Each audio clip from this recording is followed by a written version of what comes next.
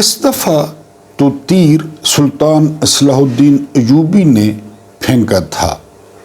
جب تلاش کی گئی تو وہ تیر پھر اس نشئی کے خیمے کے سامنے گڑا ہوا تھا۔ بہرحال سلطان اور وہ تاجر اجازت لے کر خیمے کے اندر داخل ہوئے۔ اندر انہوں نے دیکھا کہ ایک نوجوان عورت اور 2 بچے موجود تھے۔ سلطان صلاح الدین ایوبی نے عورت سے پوچھا کہ 4 دفعہ تمہارے خاوند کے خیمے کے باہر تیر آ کے لگا لیکن وہ حج نہیں کرنا چاہتا، اس کی کیا وجہ ہے؟ تو خاتون نے کہا کہ مجھے کچھ زیادہ تو معلوم نہیں ہے، ایک دن کا واقعہ ہے کہ وہ بہت زیادہ نشہ کر کے آیا، جو ہی خیمے میں داخل ہوا تو بچوں کے رونے کی آواز آئی۔ اس نے مجھ سے پوچھا کہ یہ کون ہیں بچے؟ تو میں نے اسے بتایا کہ ساتھ والے خیمے میں جو نوجوان عورت بیوہ ہوئی ہے یہ اس کے بچے ہیں۔ اس کا شوہر ایک تاجر کے پاس کام کرتا تھا۔ اس کے انتقال کے بعد اس عورت نے کام کرنے کی کوشش کی لیکن وہ تاجر اس پر بری نظر رکھنے لگا۔ اس خاتون نے کام چھوڑ دیا اور یہ کہتی ہے کہ وہ بچوں کی تربیت جسم بیچ کر نہیں کرے گی۔ یہ اس کے بچے ہیں جن کے پاس کھانے کو کچھ نہیں ہے اور وہ بھوک سے بلک رہے ہیں۔ وہ عورت کہتی ہے کہ میرا خاوند فوراً خیمے سے لڑکھڑاتے ہوئے باہر نکل گیا۔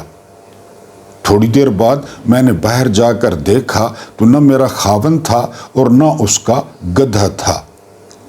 کافی دیر گزر گئی، پھر میرا خاوند آیا تو اس کے ہاتھ میں کھانے پینے کا کافی سامان موجود تھا۔ اس نے مجھے کہا کہ آدھا سامان تم رکھ لو اور آدھا سامان اس خاتون کو دے آؤ۔ میں نے وہ آدھا سامان اس خیمے میں پہنچایا۔ وہ عورت بہت خوش ہوئی اور اس نے دعائیں دیں۔ جب میں واپس آ رہی تھی تو میں نے غور سے دیکھا کہ میرے خاوند کا گدھا غائب تھا۔ میں اپنے خیمے میں آئی اور خاوند سے گدھے کے بارے میں پوچھا تو خاوند نے کہا تم جانتی ہو میں بھیک مانگتا ہوں، میرے پاس اتنے پیسے نہیں تھے، میں نے جا کر گدھا بیچ دیا اور یہ سامان لے کر آیا۔ وہ خاتون کہتی ہیں کہ اس کے بعد اس کی جو ہے وہ روٹین بن گئی۔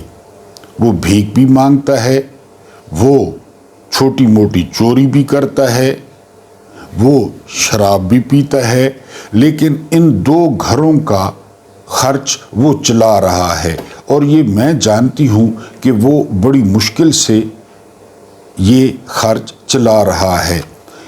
اس کا مجھے بھی پتہ ہے کہ 4تھی دفعہ تیر ہمارے خیمے کے آگے آ کر گڑا ہے۔ جب یہ تاجر اسے حج کے لیے کہتا ہے تو میرا خاوند اس تاجر سے جانے کا اور آنے کا خرچ لے لیتا ہے اور پھر وہ خرچ ہم 2 خیموں میں بانٹ دیتا ہے، آدھا مجھے دیتا ہے اور آدھا اس بیوہ اور اس کے بچوں کو، اور اس طرح دونوں گھروں کا کچھ عرصے کے لیے بڑا اچھا گزارا ہوتا ہے۔ 4تھی دفعہ یہ شخص خرچ دے چکا ہے اور 4 دفعہ میرا خاوند جو ہے وہ اس خرچ کو بانٹ دیتا ہے۔ ابھی یہی باتیں ہو رہی تھی کہ وہ فقیر، وہ نشئی خیمے کے اندر داخل ہوا۔ اپنے خیمے میں اپنی بیوی کے ساتھ 2 اجنبیوں کو دیکھ کر وہ بہت حیران ہوا۔ اسے جب سارا ماجرا بتایا گیا کہ 4تھی دفعہ تیر تمہارے خیمے کے باہر آ کر لگا ہے اور تم حج کرنے نہیں جاتے، جبکہ تمہیں لوگ بھی بہت برا بھلا کہتے ہیں، وہ شخص مسکراتا ہے اور وہ کہتا ہے کہ لوگوں کے برا بھلا کہنے سے مجھے کوئی فرق نہیں پڑتا، میں اللہ پاک کی نظروں میں اپنے آپ کو بہتر کرنے کی اور بنانے کی کوشش کر رہا ہوں۔ میں جانتا ہوں کہ میں بہت برا آدمی ہوں، میں جانتا ہوں کہ میں نشہ کرتا ہوں، میں جانتا ہوں کہ میں بھیک مانگتا ہوں، اور کبھی کبھی میرا بس چلے تو میں چھوٹی موٹی چوری بھی کر لیتا ہوں، لیکن 2 خاندانوں کا کفیل ہوں۔ جب سے میں نے گدھا بیچا ہے تو یہاں سے 5 کلومیٹر کے دور پر بازار ہے۔ میں روزانہ صبح پیدل بازار جاتا ہوں، وہاں پہ اپنی کاروائیاں کرتا ہوں اور شام کو وہاں سے پیدل اپنے خیمے میں آتا ہوں۔ تاجر اور سلطان یہ کہانی سن کر دم پہ خود رہ گئے۔ ان پر حیرت کے دورے پڑ رہے تھے کہ ایک ایسا شخص جو نشئی ہے، جو خود بھیک مانگتا ہے، اور وہ اپنے خاندان کے ساتھ ساتھ ان یتیموں کو بھی پال رہا ہے۔ بہرحال سلطان نے وہاں پہ اعلان کیا کہ آپ کے گھر کو اور ساتھ والے گھر کو ہر مہینے 200 سونے کے سکے دیے جائیں گے، لیکن اس دفعہ تیر تمہارے خیمے کے آگے آ کر لگا ہے، تمہیں حج پر لازمی جانا ہوگا۔ وہ شخص سلطان کے پیروں میں گر گیا۔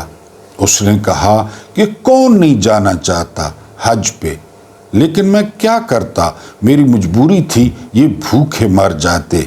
اب اگر آپ نے اعلان کیا ہے تو میں ضرور حج پر جاؤں گا۔ بہرحال سلطان نے یتیموں کا مستقل 200 سونے کے سکے منتھلی مقرر کر دیا، بچوں کی تعلیم و تربیت اپنے ذمہ لے لی، اور اس کے گھر والوں کو کہا کہ آپ کا بھی جو وظیفہ ہوگا وہ 200 سونے کے دینار ہوگا یا سکے ہوگا ہر مہینے، کیونکہ یہ حج کرنے جائے گا، اور جب حج کر کے آئے گا تو مجھے پوری امید ہے کہ یہ سارے کام چھوڑ کر کوئی پاک اور نیک روزی کا سبب کرے گا۔ بہرحال کتابوں میں لکھا ہے کہ حج کا وہ قافلہ تیار ہوا۔ سلطان صلاح الدین ایوبی زیادہ تر حاجیوں کو خود رخصت کرتے تھے، اور ان کے ساتھ حفاظتی دستے بھی جاتے تھے۔ اس قافلے کو سلطان نے خود مکہ کے لیے روانہ کیا، اور پھر بڑی بے چینی سے وہ اس قافلے کی واپسی کا انتظار کرنے لگے۔ بہرحال کتاب بتاتی ہے کہ وہ قافلہ واپس آیا، اور سب سے پہلے سلطان کی نظریں جس شخص کو تلاش کر رہی تھی وہ نشئی تھا، اور سلطان یہ دیکھ کر حیرت زدہ رہ گئے کہ ایک پر نور چہرہ، ایک خوبصورت چہرہ سنت رسول سے سجا ہوا اس کے سامنے کھڑا تھا۔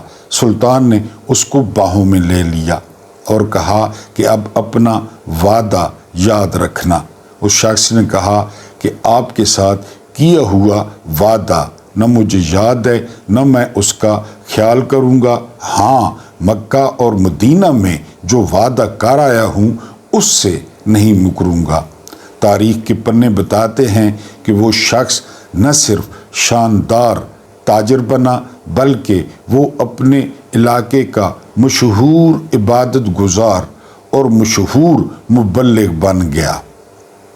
اگر کسی کو سٹوری کی سمجھ نہیں آتی، میرے کسی نئے ویور کو، تو وہ اس سے پچھلے والا ویلاگ دیکھ لیا کریں تاکہ ان کی کہانی کا تسلسل جڑ جائے، کیونکہ اس کا جو میں نے پہلا پارٹ بتایا ہے وہ کافی دلچسپ ہے، اور اس کو بہت کم لوگوں نے ابھی تک واچ کیا ہے۔ بسم اللہ الرحمن الرحیم۔ آپ جانتے ہیں کہ میرا نام محمود نیادی ہے۔ السلام علیکم ورحمۃ اللہ وبرکاتہ۔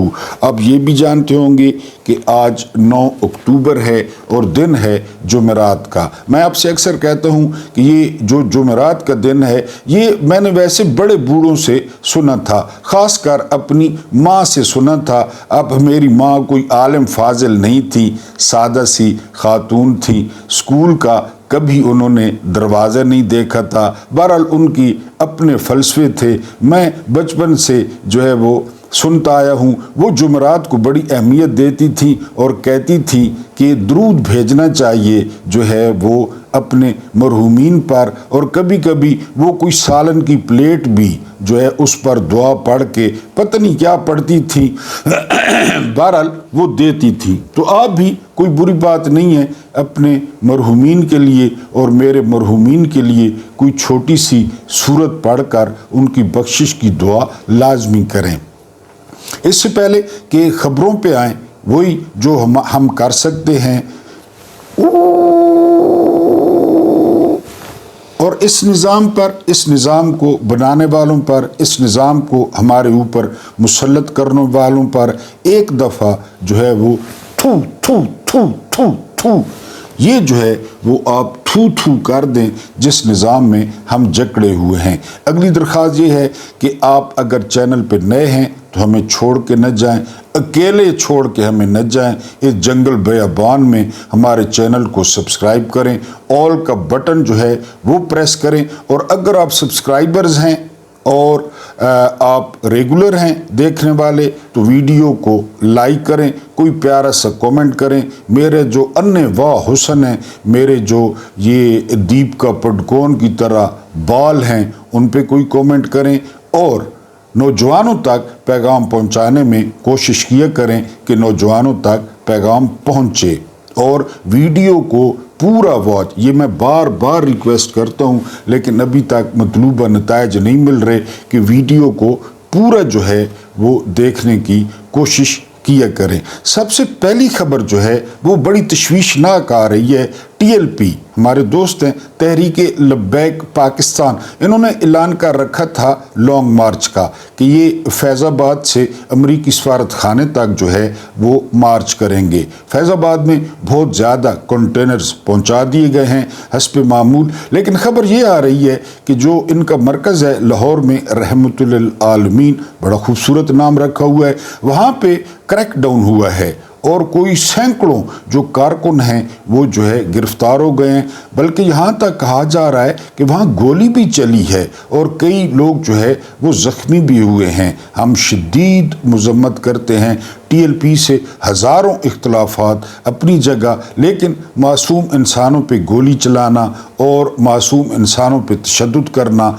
हर किसी को हक़ हासिल है कि वो एहतजाज करे, वो अपनी राय रखे, लेकिन जिस फस्तायत में हम सांस ले रहे हैं वहाँ इजाज़त नहीं दी जाती। इसलिए कहा जाता है कि चिराग सबके बुझेंगे, हवा किसी की नहीं। अगर जुल्म के खिलाफ ये सारी कुव्वतें इकट्ठी हो जाती और ये आवाज़ बुलंद करती जिस तरह PTI के साथ हो रहा था, तो बहरहाल अपनी अपनी पॉलिसी है, हम बहरहाल इसकी पुरजोर अल्फाज में जो है वो मज़म्मत करते हैं। इसके अलावा एक जो है तुफैल रिंद साहब, ये सहाफ़ी, सबसे सॉफ्ट टारगेट जो है वो सहाफ़ी हैं और वो भी सिंध। बड़ी बातें करता है वो बिल्लो रानी, और वज़ीर आज़म बनने के चक्कर में उसके सूबे में जो सहाफ़ियों के साथ होता है उसकी ज़िंदा मिसाल तुफैल रिंद साहब हैं। उनको जान से मार दिया गया है। वो अपने बच्चों को स्कूल छोड़ने जा रहे थे, क्योंकि ये जो सिंध वाले सहाफ़ी हैं ना, ये इनको नंगा करते हैं, इनकी स्कीमों को नंगा करते हैं। जो कुछ सिंध में हो रहा है गुज़िश्ता सालों से ये बताते हैं, फिर इनको जो है वो कत्ल कर दिया जाता है। बहरहाल तुफैल रिंद साहब को जो है वो कत्ल कर दिया गया है। उसके बाद जो अगली खबर है, ट्रंप ने ऐलान किया है ट्विटर पे, सोशल मीडिया पे, कि उनका जो इब्तिदाई मुसव्वदा था अमन का, उस पे हमास और फ़लस्तीन जो है वो एग्री हो गए हैं और पहले मरले की उन्होंने मंजूरी दे दी है। इसके अलावा ये खबरें भी आ रही हैं कि हमास और जो फ़लस्तीन है, ये जो है ना वो ख़बर दी है स्काई न्यूज़ ने कि वो जंग बंदी पर राज़ी हो गए हैं, लेकिन उसकी शर्त ये है कि 70% जो है 70% इनखला होगा फौरी तौर पर। वहाँ पे जो काबिज़ फ़ौजें हैं, वहाँ पे जो दरिंदे हैं, वो 70% विड्रॉ कर लेंगे। और हमास ने शर्त रखी है कि वो गज़ा की सिक्योरिटी के लिए तुर्किया की जो फ़ौज है उस पे एतबार करती है, उसकी फ़ौज को जो है वो डिप्लॉय किया जाए। इसके अलावा कैदियों की बेहक वक्त रिहाई होगी, उधर से हमास कैदी जो है ना वो रिहा करेगी और उधर से اسرائیل ان کے قیدی بہت سارے وہ رہا کرے گا۔ انٹرنیٹ وہاں پہ بند ہے تو ایک بڑی عجیب بات دیکھنے میں آئی، اور وہ بات یہ تھی کہ صحافی گلیوں میں نکل پڑے اور انہوں نے زور زور سے لوگوں کو جنگ بندی کے بارے میں بتایا، جس کے بعد غزہ میں جو ہے وہ ایک جشن کا سماں تھا۔ لوگوں نے خوشی کا اظہار کیا کہ اس جہنم سے ان کی جان چھوٹے گی۔ 2 سال میں اب یہاں پہ یہ اندازہ کریں، ریکارڈ ہوا ہے کہ 2 سال میں صرف 18,000 بچے جو ہے وہ شہید کر دیے گئے ہیں۔ ایک اسرائیلی فوجی نے کہا تھا کہ ہم ایک ایسے ملک کے طور پر مشہور ہو گئے ہیں جو شوقیہ بچوں کو مارتے ہیں۔ 20,000 بچے، اس کو نسل کشی کہتے ہیں کہ سارے فلسطینی ان کا مستقبل تاریک ہو جائے۔ اب یہ تو وہ بچے ہیں جو شہید ہوئے ہیں، لیکن جو بچے معذور ہوئے ہیں عمر بھر کے لیے، ان کی تعداد ان سے بھی جو ہے وہ زیادہ ہے، اور یہ خبر دی ہے اسکائی نیوز نے۔ 2023 سے 2025 کے درمیان 30 سے 40 لاکھ پاکستانی وہ ملک چھوڑ گئے ہیں۔ ہمارے آرمی چیف صاحب کہتے ہیں کہ یہ برین گین ہے۔ کل بھی میں نے ذکر کیا تھا کہ زیادہ تر ڈاکٹرز جو ہے وہ پاکستان چھوڑ رہے ہیں، تو یہ کون سا برین گین ہے، اس کی سمجھ ہمیں تو نہیں آتی۔ آرمی چیف صاحب کو اس کی سمجھ آتی ہے، کیونکہ ریال آتے ہیں، ڈالرز آتے ہیں، یورو آتے ہیں، پاؤنڈز آتے ہیں۔ ہاں، ان کے پیچھے گھر میں کیا سچویشن ہوتی ہے اس سے کسی کو کوئی غرض نہیں ہے۔ 30 سے 40 لاکھ بندے جو ہے وہ پاکستان جو ہے وہ چھوڑ گئے ہیں۔ سرور باری صاحب کہتے ہیں کہ کامن ویلتھ رپورٹ نے جو ہے وہ ساری بات عیاں کر دی ہے کہ 8 فروری 2024 کا جو الیکشن تھا وہ مکمل طور پہ رگڈ تھا، وہ مکمل طور پہ دھاندلی زدہ تھا۔ سرور باری صاحب بتانے کی کیا ضرورت ہے، ہر پاکستانی جانتا ہے کہ 8 فروری 2024 کو کیا ہوا۔ لوگوں نے کدو، آلو، سٹیپلر، کمپیوٹر بڑی مشکل سے ڈھونڈ کے موریں لگائیں، اور پھر رات کو جو کچھ کیا، جو کچھ سکندر سلطان راجہ نے کیا، جو کچھ لیفٹیننٹ جنرل ندیم انجم نے کیا، جو ملٹری اسٹیبلشمنٹ نے کیا، جو قاضی فائز عیسیٰ نے کیا، وہ پوری دنیا جانتی ہے۔ یہ قبضہ گروپ ہے، یہ غاصب ہیں، یہ حرام کی تنخواہیں لے رہے ہیں، یہ حرام کے الاؤنس لے رہے ہیں، اور حرام کا جو ہے نا یہ خزانہ استعمال کر رہے ہیں، حالانکہ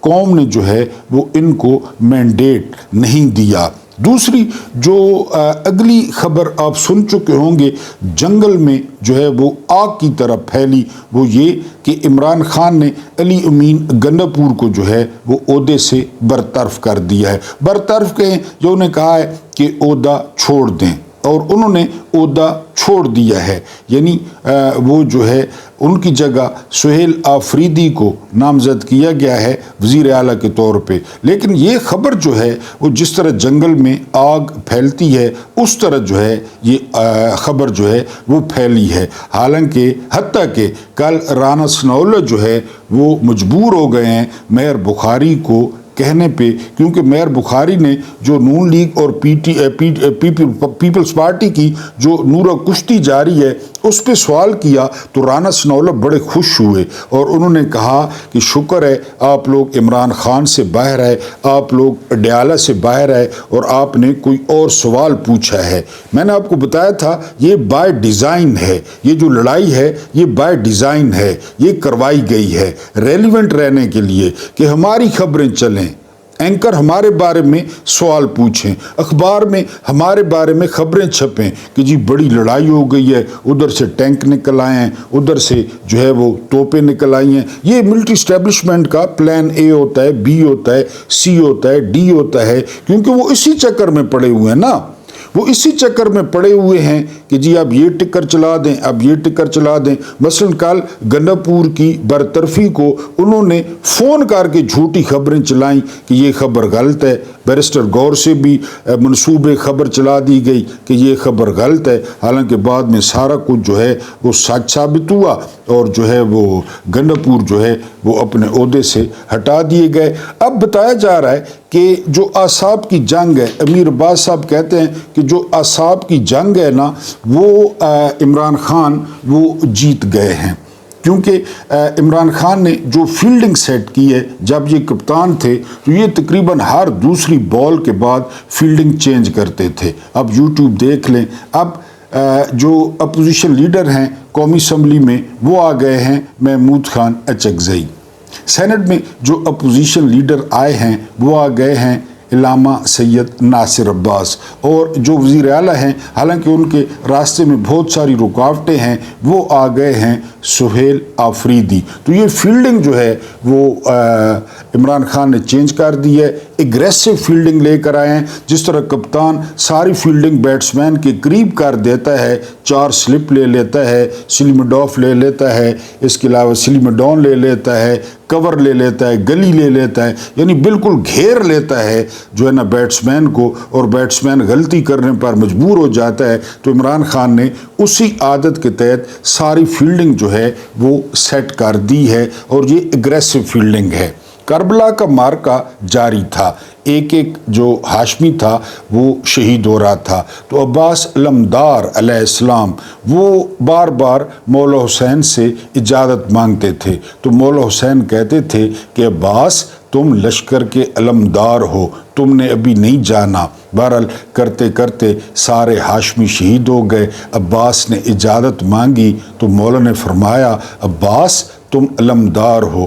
تو عباس نے پلٹ کر جواب دیا مولا وہ کون سا لشکر ہے جس کا میں علمدار ہوں, اب لشکر کدھر رہا. میرا سوال ہے آرمی چیف سے, کل اورکزئی میں جو ہے کوئی کہہ رہا ہے 11, کوئی کہہ رہا ہے 15, کوئی کہہ رہا ہے 18 ہمارے جو فوجی نوجوان ہیں وہ شہید ہو گئے ہیں. ان میں ایک لیفٹیننٹ کرنل تھے, ایک میجر تھے. یہ اس میں کوئی شک نہیں ہے کہ اپنی مٹی کا دفاع کرنا, اپنی مٹی پہ قربان ہونا بہت بڑی قربانی ہے. قرآن کہتا ہے کہ وہ لوگ زندہ ہیں لیکن ان کے گھر کے حالات بعد میں ان کے ساتھ کیا ہوتا ہے, وہ کس طرح گزارا کرتے ہیں, یا ان کی مائیں, ان کی بیویاں, ان کی بہنیں اس عمر میں. آپ جانتے ہیں فوجی کی کیا عمر ہوتی ہے.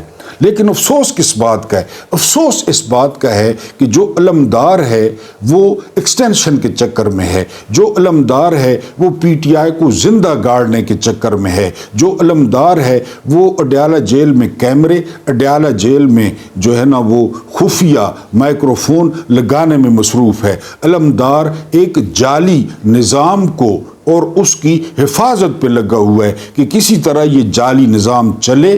ایک اور جو ڈپٹی علمدار ہیں D G I S I lieutenant general جو ہے نا وہ عاصم ملک, وہ بھی ایکسٹینشن لے چکے ہیں. کہا جاتا ہے یہ انٹیلیجنس بیسڈ آپریشن ہے. میں حیران ہوں کہ کون سی انٹیلیجنس توف ہے اس انٹیلیجنس پہ جس میں اتنے بندے شہید ہو جاتے ہیں, جس میں سویلین بھی شہید ہو جاتے ہیں. تو بہرحال علمدار کو سوچنا چاہیے, ایک ایک سپاہی کی زندگی ان کی ذمہ داری ہے, ایک ایک افسر کی زندگی ان کی ذمہ داری ہے. میں اکثر کہتا ہوں کہ اگر آرمی چیف اپنی آئی پہ آ جائے اور اپنی نوکری کرے تو قسم خدا کی وہ رات بھی اپنے گھر میں نہیں گزار سکتا جتنی بڑی فوج ہے, جتنی بڑی ذمہ داری ہیں. میں نے آپ کو تیمور لنگ کے بارے میں بتایا تھا کہ تیمور لنگ سارا دن جو ہے وہ شہر میں گزارتا لیکن رات وہ جو ہے نا چھاونی میں کرتا, رات وہ جنگل میں کرتا. وہ کہتا تھا آرمی کو شہروں میں نہیں آنا چاہیے,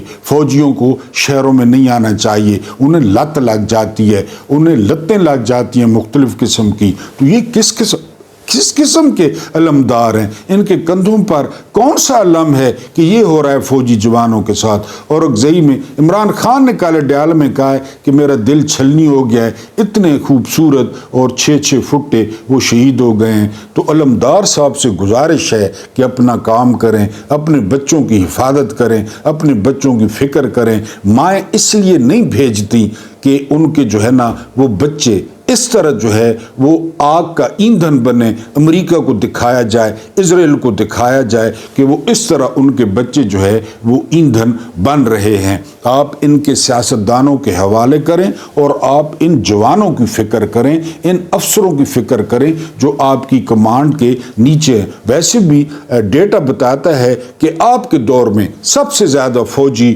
اور فوجی افسر جو ہے نا وہ شہید ہوئے ہیں. تو علمدار صاحب یہ سوچنے کا جو ہے وہ مقام ہے۔ پنڈی بوائز کو وہ پیغام تو چلا گیا ہے کہ عمران خان کے جو اعصاب ہیں وہ ان سے زبردست ہیں، ان سے زیادہ مضبوط ہیں۔ ایک ایسا لڑکا جو حیات آباد میں کرائے کے مکان میں رہتا ہے، جو گریجویٹ ہے، جس کے پاس الیکشن لڑنے کے لیے پیسے نہیں تھے، آئی ایس ایف کے لڑکوں نے پیسے جمع کیے، سہیل آفریدی کو جو ہے نا الیکشن جتوایا، اور اب سہیل آفریدی کو جو ہے وہ وزیر اعلیٰ کے لیے نامزد کر دیا گیا۔ اگر عمران خان کو کام کرنے دیا جاتا، ورنہ آپ دیکھتے ہیں کہ پیپلز پارٹی کے پوتڑے دھونے والے وزیر اعلیٰ ہیں۔ ادھر کون وزیر اعلیٰ ہے پنجاب میں، بلوچستان میں کون وزیر اعلیٰ ہے؟ عمران خان کو کام کرنے دیا جاتا، اور انشاءاللہ وقت آئے گا عمران خان پورا پولیٹیکل فیبرک چینج کر دیتے، لوگوں کو حق دیتے میرٹ کے اوپر۔ بہرحال سہیل آفریدی کو جو ہے وہ عمران خان ہیں آپ، اس لیے کہا جاتا ہے پنڈی بوائز ان کے مقابلے میں کچھ بھی نہیں ہے۔ پنڈی بوائز ایک مہربانی کریں کہ اپنا کام کریں، فوجیوں کو بچائیں اور امن قائم کریں پاکستان میں۔ باقی یہ منرلز، یہ مائنز، یہ معاہدے، یہ چکر، یہ دورے، یہ ٹرمپ، لعنت بھیجیں ان پر اور اپنا کام کریں۔ دنیا کے کسی ملک میں، اپنے ملک میں اتنے فوجی سنا ہے کبھی کہ وہاں پہ جو ہے نا وہ شہید ہو گئے ہیں؟ انڈیا کتنا بڑا ملک ہے، امریکہ کتنا بڑا ملک ہے، اور یہاں پہ اب یہ جو ڈیڈ باڈی جائیں گی، یہ جو تابوت جائیں گے، کل تصویر جاری کر دی گئی، ان کے تابوتوں پہ افسر کھڑے ہیں۔ کیا کریں ان تصویروں کا؟ آپ ان کے گھر جا کر پوچھیں نا، ان کے بچوں سے جا کر پوچھیں کہ ان کی دلی کیفیت کیا ہوگی۔ بہرحال سوال یہ ہے کہ آپ کس لشکر کے علمدار ہیں؟ اور آخری خبر، گنڈا پور کو شاباش دینی تھی۔ گنڈا پور کی ساری غلطیاں اپنی جگہ، گنڈا پور کی ساری چولیں اپنی جگہ، لیکن گنڈا پور نے آخر میں گریس کا مظاہرہ کیا ہے۔ گنڈا پور نے استعفیٰ دے دیا ہے، استعفیٰ گورنر تک پہنچ گیا ہے، اور گنڈا پور نے آج میٹنگ رکھی ہے اور انہوں نے واضح طور پہ کہا ہے کہ وہ عمران خان کی امانت تھی، انہوں نے واپس کر دیا۔ زبردست، شاباش۔ اب پارٹی کے ساتھ قائم رہیں، جڑے رہیں، پیوستہ رہے شجر سے، امید بہار رکھ، پھر وقت آئے گا آپ عمران کے لیے کوشش کریں۔ لیکن یہ بتا دوں پی ٹی آئی والوں کو کہ رات سے ابلیس بہت زیادہ جو ہے وہ متحرک ہو گیا ہے۔ 3 ابلیس کے چیلے رات کو نواب شاہ میں ملنے گئے ہیں۔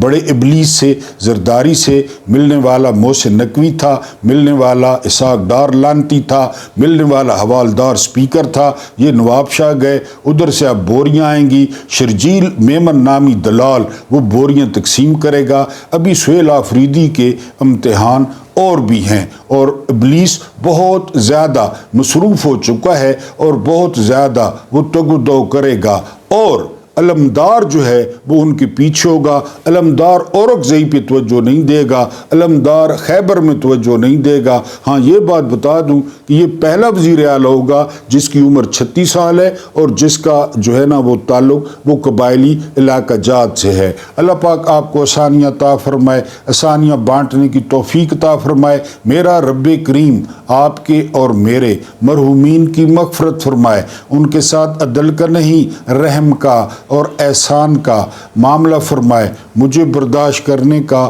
بہت بہت شکریہ۔